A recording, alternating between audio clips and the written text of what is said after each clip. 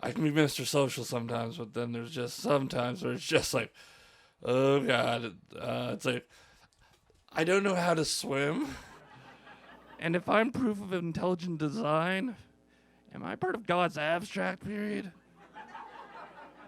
Of comedy, my core responsibilities are going to be like booking comics. So like, I will watch tremendous amount of tape. I have to also do the door, so it's like an autistic marathon. I'm trying to like socialize with people. I want to balance my show. I don't want just all white dudes on the show. I'll go all over the place and be willing to take chances with new comedians because getting them their first actual showtime, an actual quality show for once.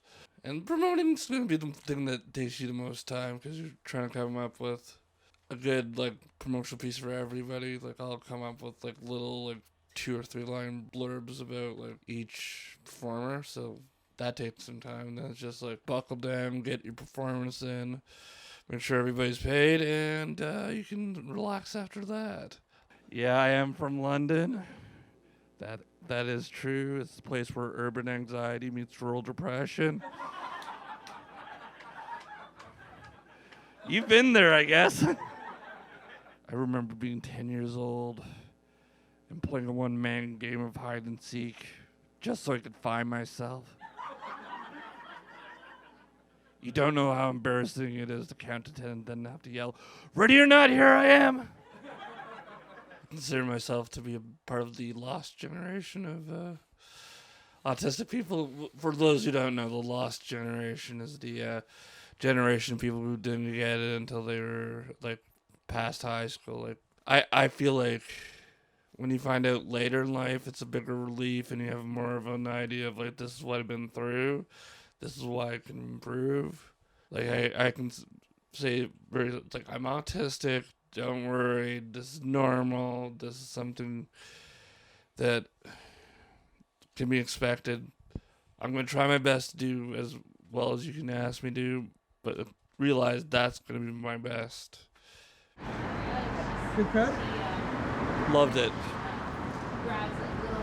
Crowd knew how to laugh, wasn't dense, it was easy to cut through. I lived in the Salvation Army Center for 73 days waiting to get on to at least OW, which was going to transition over to ODSP afterwards. So you start to learn some stuff about, you start to learn stuff about what other people are going through. So if there's one thing you can learn about actually living in that sort of fashion, you gotta like, it's a very quick and very interesting way of learning empathy.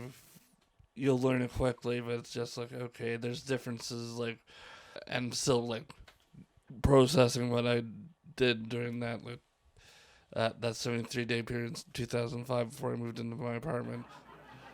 It was also one of my greatest frustrations growing up. I rocked back and forth for years, and I never once developed abs.